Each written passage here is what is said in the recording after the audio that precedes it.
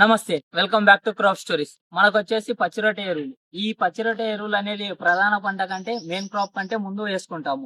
ఈ పచ్చిరొట్ట ఎరువు వలన మనకి ఏమవుతుందంటే ఇవి మనం దుక్కి చేసుకున్నట్లయితే మనకు మట్టిలో నత్రజన్ అలాగే ఇతర పోషకాలు వచ్చేసి ఫాస్ఫరస్, పొటాషియాన్ని మనకు భూమిలో స్థితికరణ చేయడం జరుగుతుంది. దీని వలన ఏమవుతుందంటే మనకు ప్రధాన పంటకు ఈ పోషకాలు అనేది అందించడం జరుగుతుంది.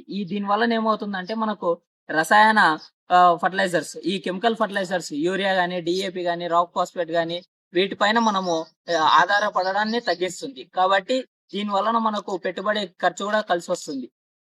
దీని వలన ఏమవుతుందంటే మనకు ఈ సాయిల్స్ ని కూడా మనకు సలైనిటీ సాయిల్స్ ని అలాగే యాసిడిటీ సాయిల్స్ ని కూడా మనం రీక్లమేషన్ మళ్ళీ పంటలు పండించుకోవడానికి అనుకూలంగా తీసుకొని రావచ్చు.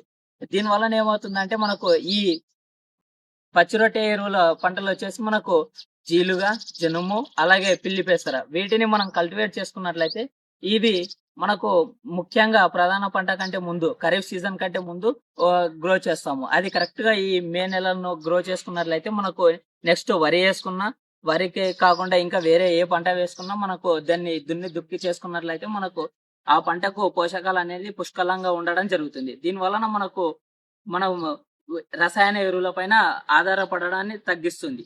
అలాగే దీన్ని ఒక దశ వచ్చిన తర్వాత అంటే ఈ పంట పూత దశ కంటే ముందు పూత దశ రాగానే ఈ పూత దశలో మనము దుక్కి చేసుకోవాలి. ఈ దుక్కి చేసుకున్నప్పుడు ఒక 45 నుండి 50 రోజుల మధ్యలో ఈ దుక్కి చేసుకుంటాము.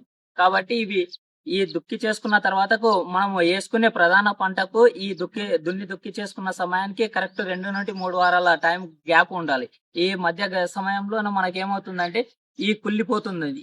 మనం దుక్కి చేసుకున్న పంట మొత్తం అనేది మట్టిలో కుళ్ళిపోవడం జరుగుతుంది. ఈ కుళ్ళిపోయినప్పుడు ఏమవుతుందంటే మనకు ఈ పోషకాలు అనేది మనకు సాయిల్ లో ఉండడం జరుగుతుంది. ఈ మట్టిలో ఉన్నప్పుడు ఏమవుతుందంటే మనము ప్రధాన పంట వరి వేసుకున్నప్పుడు మనకేమవుతుందంటే పంటకు ఏ న్యూట్రియంట్ పోషకాలు కావాల్సినప్పుడు ఈ పోషకాలు అనేది మనకు రిజర్వాయర్ గా యాక్ట్ చేసి ఇవి పోషకాలను అనేది అందించడం జరుగుతుంది. ఈ పోషకాలను అందించినప్పుడు ఏమవుతుందంటే మనకు దిగుబడి ఎక్కువ రావడానికి అలాగే soil fertility, soil productivity, soil micro organism, సూక్ష్మ జీవాలు కూడా పెరగడం జరుగుతుంది. దీని వలన మనకు అధిక దిగుబడి వచ్చే అవకాశం ఉంటుంది. అలాగే మనము రసాయన ఎరువుల పైన కూడా ఆధారపడడం కూడా తగ్గుతుంది. కాబట్టి ఈ పంట వేసుకోవడం చాలా ముఖ్యము. కాబట్టి ఇంకోటి మన ఇండియాలో ప్రస్తుతం ఉన్నది ముఖ్యంగా చూసుకున్నట్లయితే ఫర్టిలైజర్ ప్రాబ్లం.